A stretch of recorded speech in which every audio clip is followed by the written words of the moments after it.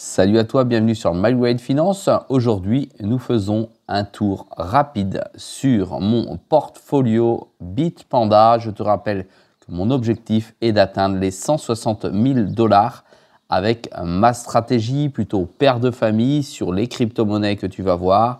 Le porte-monnaie est plutôt en forte évolution avec un plus 34,69%. C'est parti.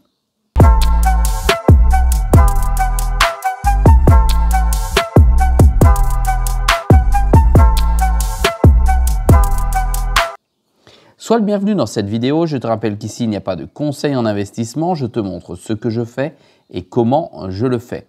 C'est parti. Aujourd'hui, l'ensemble de mes crypto-monnaies sur mon portefeuille Bitpanda. Je vais te montrer mes résultats. Je vais te rappeler mes objectifs et on va faire une rapide analyse. À mon avis, il n'y a pas de changement à opérer en ce sens où tout se passe bien car effectivement, hier et avant-hier, le BTC a dépassé ses ou son ATH. Il continue. Au moment où je tourne cette vidéo, il est à 111 000 $ et des poussières.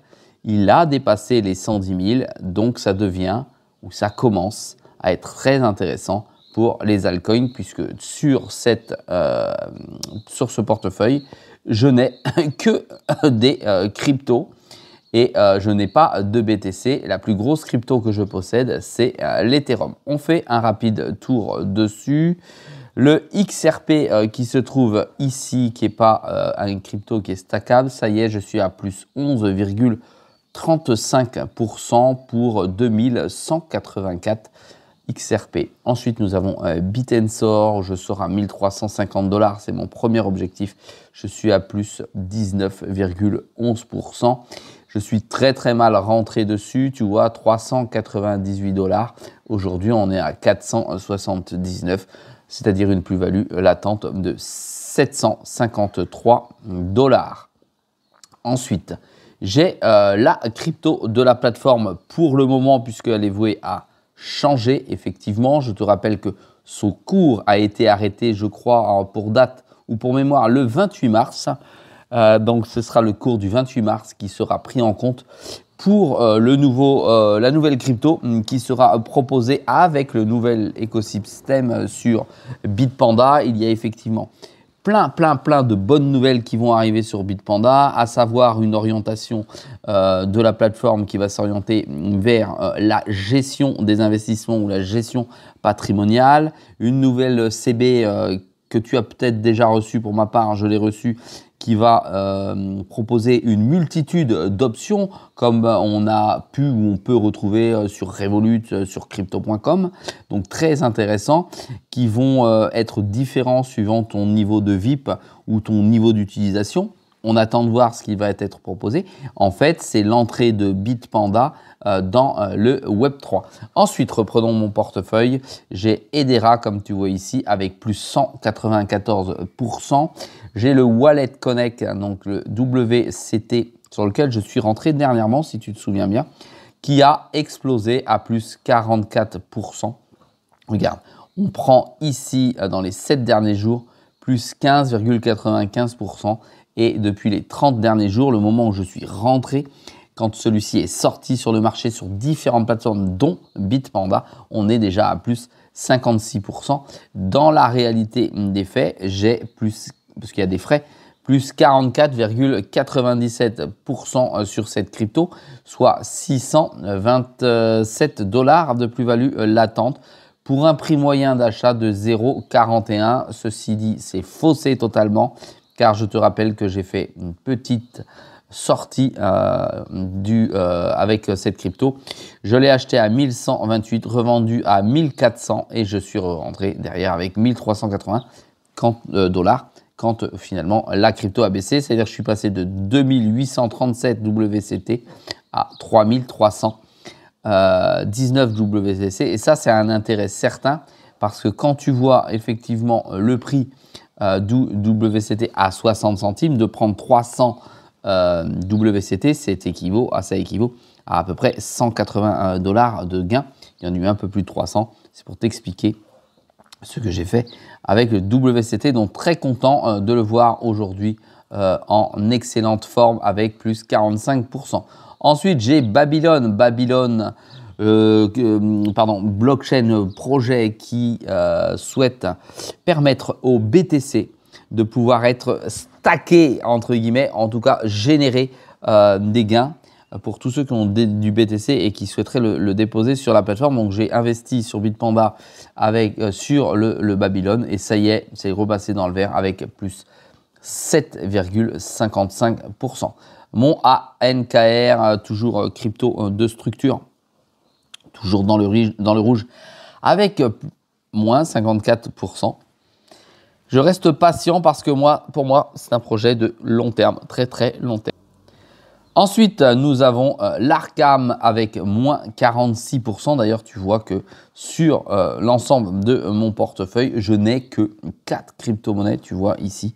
Alors, 5 crypto-monnaies qui sont encore dans le rouge. Arkham, qui est un projet de traçabilité de blockchain, de traçabilité de wallet, d'adresse de wallet, ultra intéressant lorsque les États-Unis, à mon avis, projet américain, lorsque les États-Unis auront commencé à légiférer, donc mettre en place des lois concernant la crypto aux États-Unis afin de clarifier les choses.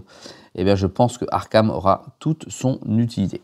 Cubic, un projet d'IA un peu concurrent de Bitensor, ça on va en faire bondir certains. Je me suis positionné dessus au regard de la qualité de l'équipe. Ensuite, Stack, moins 43,30%. Déçu pour le moment sur cette crypto-monnaie. Je réfléchis à savoir ce que je vais faire avec cette position en fonction du projet. Nervos Network, toujours le dernier de la classe avec moins 66%, avec 88 000 CKB. Je patiente, projet en Proof of Work, adossé pareil avec une idéologie Bitcoin derrière. C'est pour ça que je reste sur ce projet pour le moment. Projet très intéressant. Ensuite, j'ai l'ETH. L'ETH, tu sais que j'ai acheté de l'ETH lorsque celui-ci était très bas. 1800, il est descendu à 1500 je crois. 1800 et il est enfin remonté à 2652. Ça veut dire que j'ai déjà en plus-value latente 4269. Je pense pour moi, pour mon portefeuille, que c'est une très belle opération lorsque je suis rentré dessus. De plus, l'ETH, je te rappelle qu'il est en stacking sur Bitpanda. Gros avantage par rapport à d'autres plateformes qui ne le permettent pas, ou en tout cas qui ne permettent pas, si tu ne possèdes pas plus de 20 ETH, en l'occurrence il y en a 5,42, je touche quand même 2,60 chaque mois. Ça me rapporte donc 32,15 $. C'est joli de pouvoir générer finalement des plus-values sur une crypto plutôt solide et qui ici me rapporte déjà plutôt 4200 $ de manière latente. The Graph, très beau projet, on appelle ça le Google de la blockchain, on appelait ça le Google de la blockchain. Pour moi, c'est un jeton qui va à 1 $, donc je persiste et signe et garde ma position. C'est une vieille crypto, c'est un vieux projet qui est bien ancré dans l'écosystème global et les écosystèmes globaux des blockchains qui participent finalement à son développement. Ensuite, Solana, en tant que sol maximaliste, je suis toujours à plus 725%. Quand tu regardes vraiment le sol de près, il bondit, mais il bondit. Tu as l'impression que il suit le Bitcoin, quoi. Voilà, c'est pour être clair, c'est extraordinaire. Regarde, plus 3,32 alors qu'il avait fait 4 le Bitcoin, plus 2 dans les 7 derniers jours, plus 2, 12 et 30 derniers jours, plus 25%. Il y a un regain de forme sur le sol. D'ailleurs, je te ferai une vidéo prochainement dessus pour t'expliquer quelle est ma stratégie avec le Solana. Ensuite, le SUI, ça y est, enfin passé dans le vert parce que très mal acheté, tardivement, avec plus 3%. Nous avons Quorum, alors plus 19,81%. Je garde ce jeton parce qu'il y a du stacking dessus pour l'instant. Je ne sais pas quoi en faire. Du stacking à plus 29,82%, soit 196 $ de plus-value latente. J'attends sagement, de toute façon, de voir ce qui va se passer pour ce projet. C'est un projet tout de même. Alors, je t'invite à aller lire naturellement de quoi il s'agit. Un projet ultra intéressant car il se dit être capable de traiter plus de 7000 transactions par seconde avec uniquement 32 validateurs en rotatif.